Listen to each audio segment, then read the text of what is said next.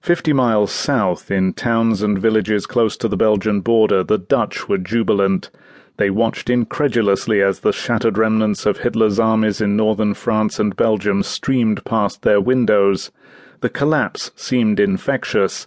Besides military units, thousands of German civilians and Dutch Nazis were pulling out, and for these fleeing forces all roads seemed to lead to the German border.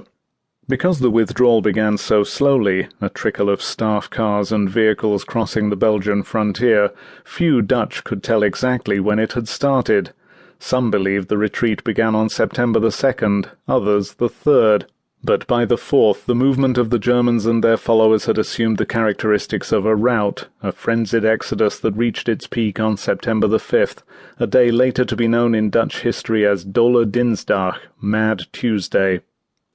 Panic and disorganization seemed to characterize the German flight. Every kind of conveyance was in use. Thronging the roads from the Belgian border north to Arnhem and beyond were trucks, buses, staff cars, half-track vehicles, armored cars, horse-drawn farm carts, and civilian automobiles running on charcoal or wood.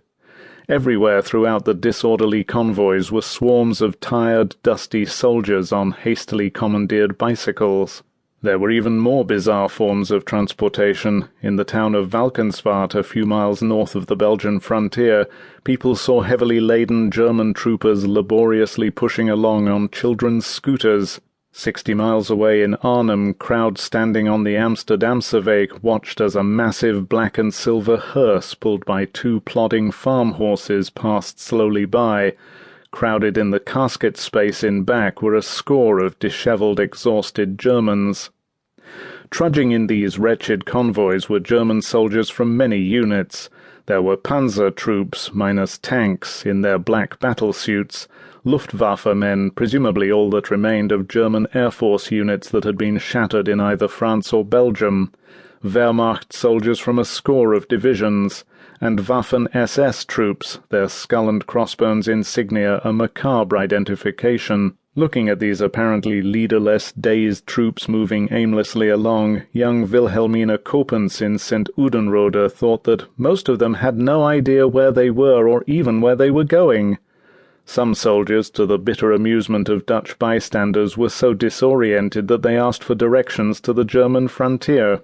In the industrial town of Eindhoven, home of the giant Philips electrical works, the population had heard the low sound of artillery fire from Belgium for days. Now, watching the dregs of the beaten German army thronging the roads, people expected Allied troops to arrive within hours. So did the Germans. It appeared to Franz Kortzi, 24-year-old employee in the town's finance department, that these troops had no intention of making a stand.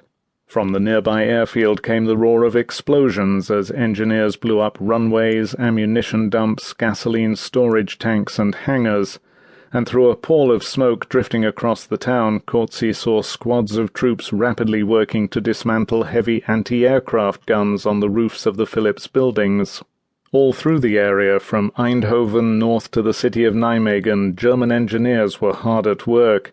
In the Zuid-Willemsvaart Canal running below the town of Wegel, Cornelis de Visser, an elementary school teacher, saw a heavily loaded barge blown skyward, shooting out airplane engine parts like a deadly rain of shrapnel. Not far away in the village of Uden, Johannes de Groot, 45-year-old car bodybuilder, was watching the retreat with his family when Germans set fire to a former Dutch barracks barely 300 yards from his home. Minutes later, heavy bombs stored in the building exploded, killing 4 of de Groot's children, aged 5 to 18. In places such as Eindhoven, where school buildings were set ablaze, fire brigades were prevented from operating and whole blocks were burned down. Still, the sappers, in contrast to the fleeing columns on the roads, gave evidence of following some definite plan. The most frantic and confused among the escapees were the civilians, German, Dutch, Belgian and French Nazis. They got no sympathy from the Dutch. To farmer Johannes Hulsen at St. Udenrode they looked scared stiff, and they had reason to be, he thought with satisfaction, for with the Allies snapping at their heels, these traitors knew it was Bijltjesdag, Hatchet Day, the frantic flight of Dutch Nazis.